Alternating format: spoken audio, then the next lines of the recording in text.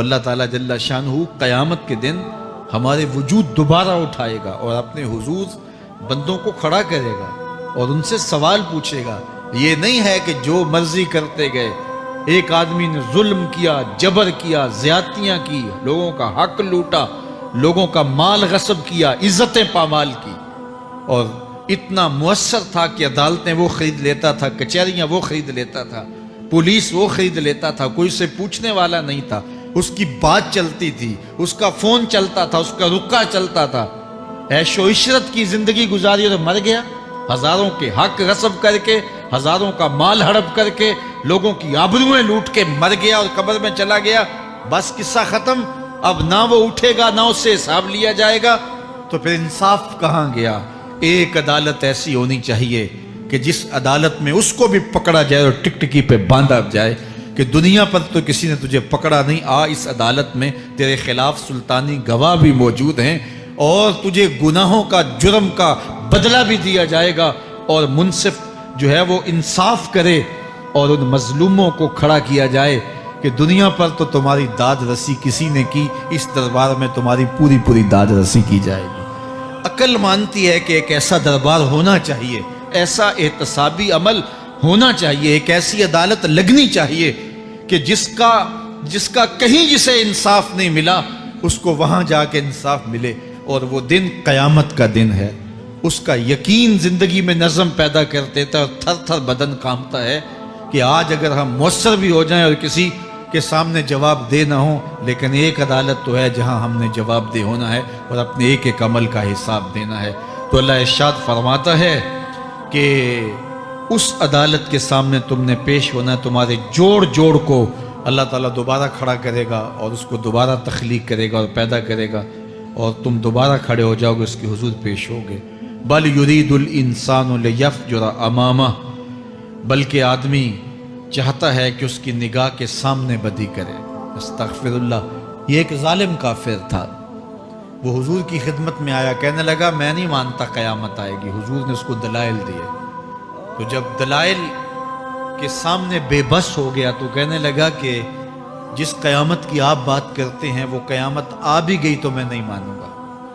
اللہ اکبر۔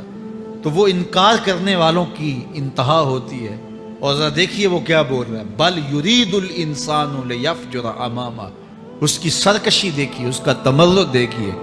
وہ کہتا ہے اچھا اگر قیامت قائم ہوئی تو یہ گناہ، یہ جرم، یہ بدی، یہ بدکاریاں، یہ ظلم جو میں کرتا ہوں، یہ بدکاریاں رب کے سامنے کروں گا۔ کیسی ڈٹائی ہے، مذاق اڑاتا ہے، تمسخر اڑاتا ہے آخرت کا۔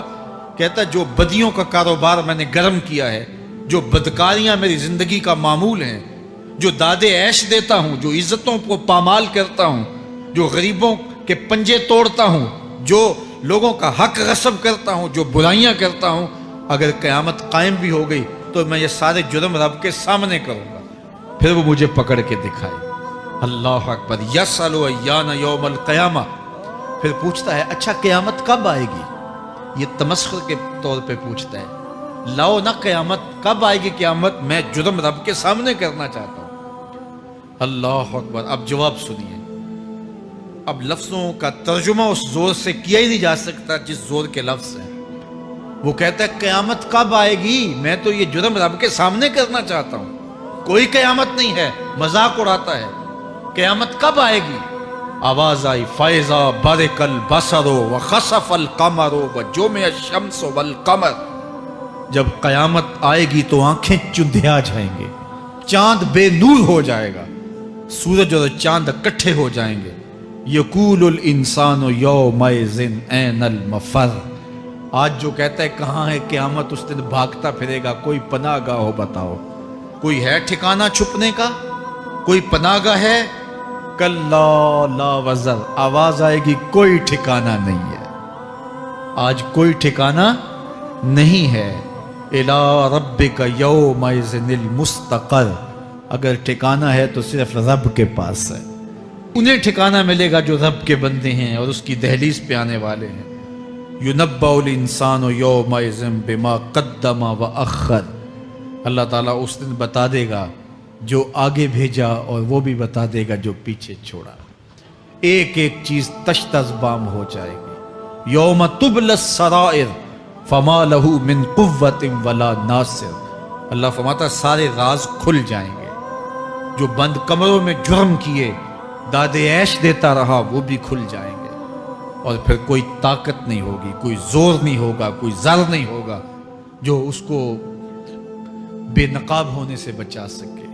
اے داور حشر میرا نامہ اعمال نہ پوچھ، اس میں کئی پردہ نشینوں کے بھی نام آتے ہیں. تو وہ کتنا سخت دن ہوگا. ارشاد فرمایا جائے گا کہ جو آگے بھیجا، جو پیچھے چھوڑا، جو جرم کرتا رہا، جو نیکیاں کی، جو برائیاں کی، سب کچھ تشت از بام ہو جائے گا. بل الانسان علی نفسہ بصیرہ، بلکہ آدمی خود اپنے حال پر اچھی طرح خود آگاہ ہے. ہم اسے نامہ اعمال کے دفتر دیں گے جہاں سب کچھ لکھا ہوگا.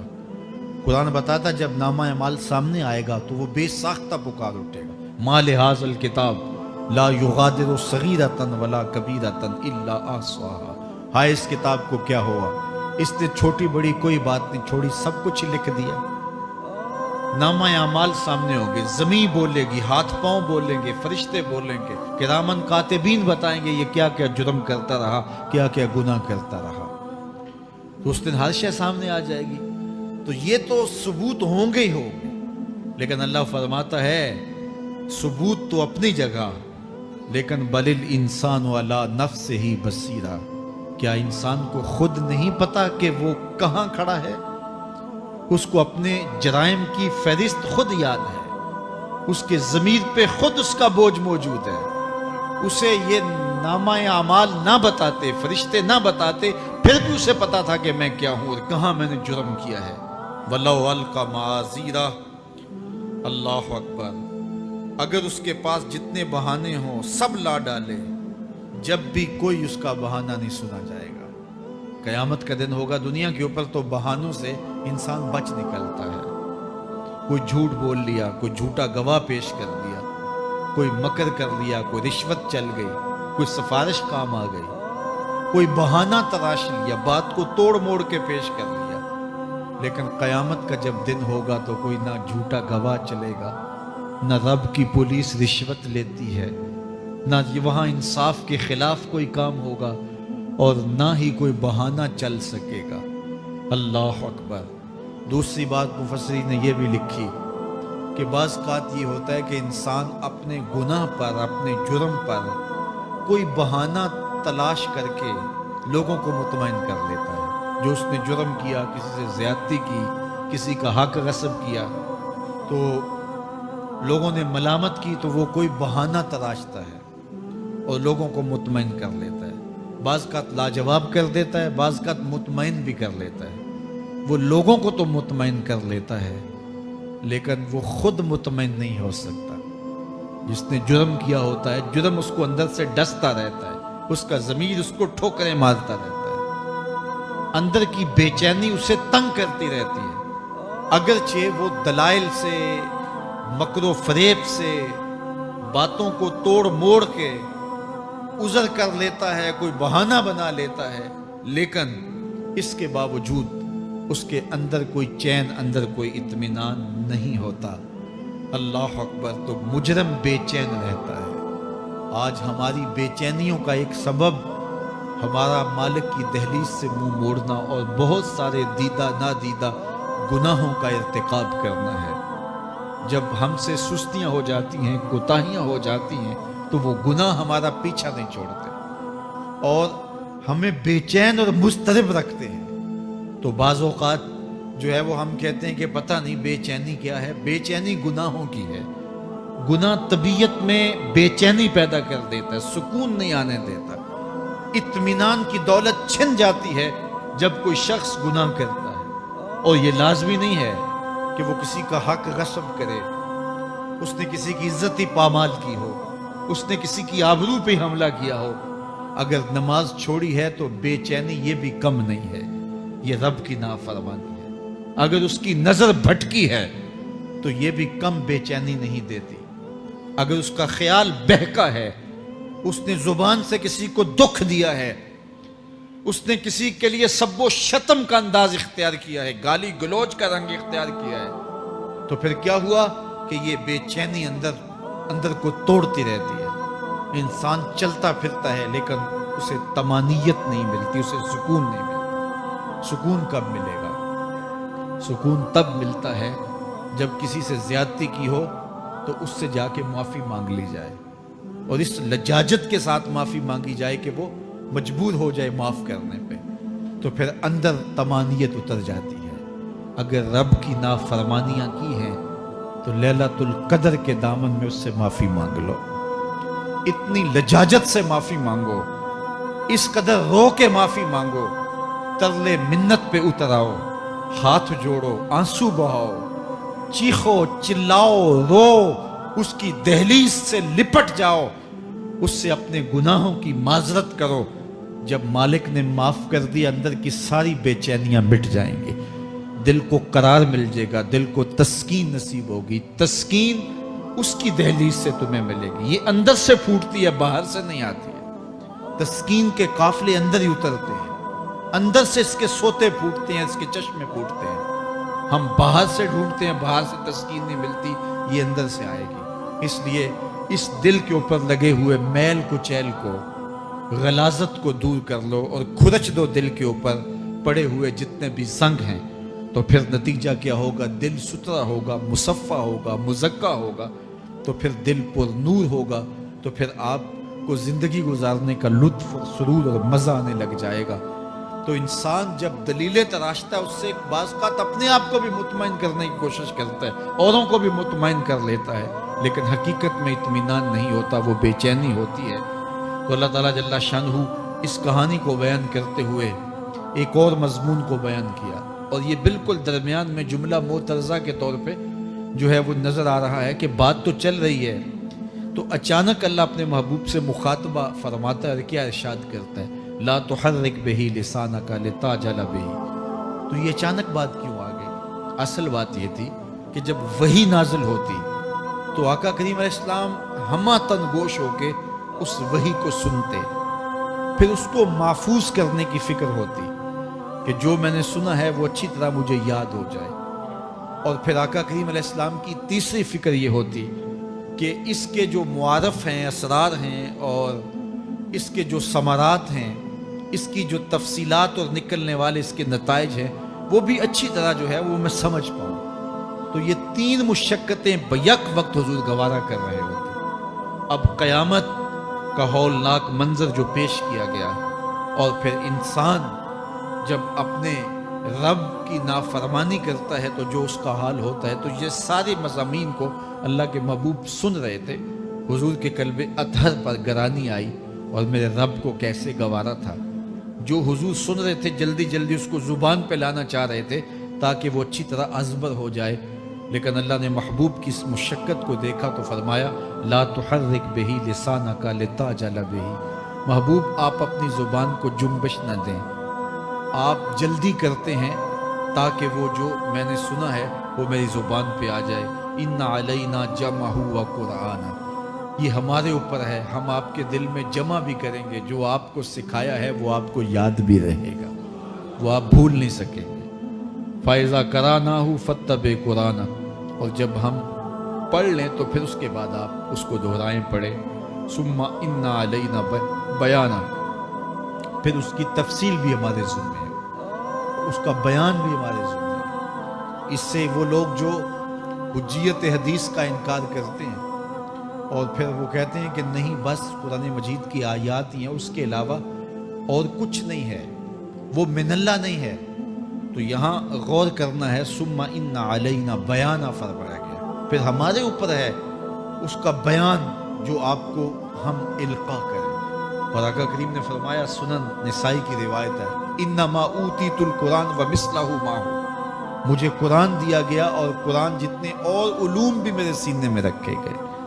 تو صرف قرآن ہی نہیں اتارا گیا حضور کے سینے میں، حضور کے سینے میں بہت کچھ نازل کیا. حضور کا سینہ گنجینہ ہے اسرار و معانی کا، اور اللہ تعالیٰ جل شانہ نے اپنے محبوب کو بہت کچھ عطا کیا.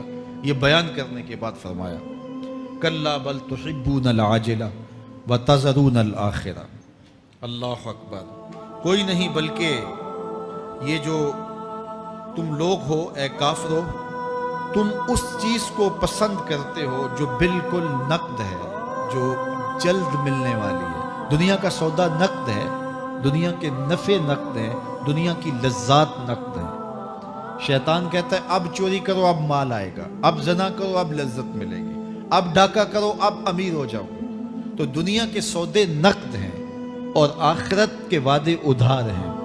وہ ارشاد فرمایا بل تحبون العاجلہ، تم دنیا کی جو عاجل چیزیں ہیں، جو بالکل نقد سودے ہیں، تم ان کے پیچھے پڑتے ہو، وتذرون الآخرہ، اور آخرت کو چھوڑتے ہو۔ دوسرے مقام پہ ارشاد فرمایا سورہ الاعلیٰ میں بل تؤثرون الحیات الدنیا والآخرۃ خیر وابقی، تم دنیا کی جیتی زندگی کو ترجیح دیتے ہو، حالانکہ آخرت بہتر بھی ہے اور دائمی بھی۔ میں آپ کی توجہ چاہوں گا، آخرت بہتر بھی ہے اور دائمی بھی، لیکن تمہاری ترجیح یہ دنیا ہے جس کی آخرت کے مقابلے میں کوئی حیثیت ہی نہیں ہے۔ حضور نے ارشاد فرمایا اگر کسی کو جنت میں ایک کوڑا رکھنے کی جگہ مل جائے، ایک ڈنڈا رکھنے کی جگہ مل جائے، دنیا و ما فیہا کی دولتوں سے وہ زیادہ قیمتی ہے۔ 7 براعظموں پہ پھیلی ہوئی کائنات، سمندروں کی تہوں میں قیمتی موتی، پہاڑوں کے دامن میں قیمتی معدنیات، مالیاتی اداروں کے پاس سرمائے، لوگوں کے پاس دولت کے انبار، یہ سارے اکٹھے کر لیے جائیں اور ان کی قیمت لگائی جائے، اور جنت میں ایک ڈنڈا رکھنے کی جگہ، ایک عصا رکھنے کی جگہ، ایک کوڑا رکھنے کی جگہ، وہ جگہ پھر بھی زیادہ قیمتی ہے۔ پراپرٹی ویلیو ہوتی ہے نا، وہ کہتے ہیں کہ دور دراز دیہات سے 10 ایکڑ فروخت کریں تو یہاں ہمارے بائی پاس پہ اگر لیں تو 1 کنال جگہ آئے گی، 10 ایکڑ فروخت کر کے یہاں 1 کنال ملے گی۔ اور اگر آپ مزید اس کو فروخت کر کے مزید جو ہے وہ کسی مہنگے علاقے میں چلے جائیں تو ہو سکتا ہے 2 مرلے اس 10 ایکڑ کے مقابلے میں آئیں۔ تو اس طرح مختلف جگہوں کی پراپرٹی ویلیو ہوتی ہے۔ اللہ کے محبوب جنت کی پراپرٹی ویلیو بتا رہے ہیں۔ 7 براعظموں پہ پھیلی ہوئی کائنات کو ایک پلڑے میں رکھیں، پوری دنیا کے اندر جو سرمائے ہیں، جو ماضی میں سرمائے لوگوں نے خرچ کر لیے، جو حال میں موجود ہیں، جو آنے والے ادوار میں لوگوں کے پاس آئیں گے، قارون کا خزانہ اور سرمائے سارے اکٹھے کر کے ایک پلڑے میں رکھ دیں، جنت میں ایک عصا رکھنے کی جگہ پھر بھی زیادہ قیمتی ہے۔ تو پھر دنیا کی آخرت کے مقابلے میں قیمت کیا ہوئی؟ دنیا کی جنت کے مقابلے میں ویلیو کیا ہوئی؟ اور جنت میں سب سے کم جگہ کس کو ملے گی؟ جو سب سے آخر میں جائے گا۔ ظاہر ہے سب سے کم جگہ اسی کے پاس ہوگی جو سب سے آخر میں جہنم کے دھکے کھا کھا کے، رگڑے سہ سہ کے پھر آخر میں جنت میں جائے گا۔ سب سے تھوڑی جگہ اس کے پاس ہوگی۔ حدیث پاک میں آتا ہے، بخاری میں آتا ہے، حضور نے ارشاد فرمایا کہ جب جہنم سے آخری جہنمی نکالا جائے گا تو اللہ تعالیٰ اسے پوچھے گا بتا تیری کوئی آرزو؟ تو وہ کہے گا مالک یہ آرزو ہے، یہ آرزو ہے، مختلف آرزویں بتائے گا۔ اللہ فرمائے گا لکا ما تمنیتا، جو تو نے آرزو کی جا جا تجھے میں نے عطا کر دی، اب جنت میں چلا جا۔ تو اس کی تو توقع یہ ہوگی کہ سایہ دیوار جنت میں جگہ مل جائے تو غنیمت ہے، اور اگر جنت کے اندر جاؤں تو کوئی جھونپڑا مل جائے 2 مرلے کا تو وہ بھی کافی ہے۔ لیکن اللہ اسے کتنی جگہ دے گا؟ اللہ فرمائے گا جا جنت میں، تیرے لیے جنت میں دنیا سے 10 گنا جگہ ہے۔ 7 براعظموں کو 10 سے ضرب دے تو کہا کہ دنیا سے 10 گنا جگہ تیرے لیے۔ اس کو یقین ہی نہیں آئے گا، وہ کہے گا تسخر وانت الملک، میرے رب تو بادشاہ ہو کے مجھ سے مذاق کر رہا ہے؟ اللہ فرمائے گا نہیں، تیرے لیے 10 گنا جگہ ہے، اور اس کے لیے 10 گنا جگہ ہوگی جو سب سے آخر میں جنت میں جائے گا۔ میں آپ کی توجہ چاہوں گا، جو آخری جنتی ہے اس کے پاس کتنی جگہ ہوگی، کتنی پراپرٹی ہوگی؟ آج تو 2 10 20 50 مربع کسی کے پاس ہوں تو وہ اتراتا ہوا چلتا ہے کہ میں اتنا بڑا ذمہ دار ہوں۔ جنت میں آخری جنتی کی جگہ کتنی ہوگی؟ دنیا سے 10 گنا جگہ۔ تو داتا گنج بخش علی حجویری کی جاگیروں کا عالم کیا ہوگا؟ بابا فرید الدین گنج شکر کی جاگیروں کا عالم کیا ہوگا، پھر اصحاب رسول کی جاگیروں کا عالم کیا ہوگا۔ قیمتی کتنی جگہ کہ ایک ڈنڈا رکھنے کی جگہ مل جائے دنیا و ما فیہا سے وہ قیمتی، اور وہ قیمتی جگہ دنیا سے 10 گنا جگہ اس کو دی جائے گی جو سب سے آخر میں جائے گا۔ تو مجھے بتائیے اس سے بڑا بے وقوف کوئی ہے جو آخرت کو برباد کر کے دنیا کا سودا کرتا ہے؟ بل تؤثرون الحیات الدنیا والآخرۃ خیر وابقیٰ، کہا آخرت بہتر بھی ہے اور دائمی بھی ہے، نہ ختم ہونے والی زندگی ہے۔ تو یہاں بھی ارشاد فرمایا کلا بل تحبون العاجلہ وتذرون الآخرہ، تم نقد کے پیچھے دوڑتے ہو، آخرت جو ادھار ہے اس کی پرواہ نہیں کرتے ہو۔ یہ نقد تمہیں مل بھی جائے، پہلی تو بات ہے ملتی نہیں ہے، دنیا تمہارے آگے بھاگتی ہے۔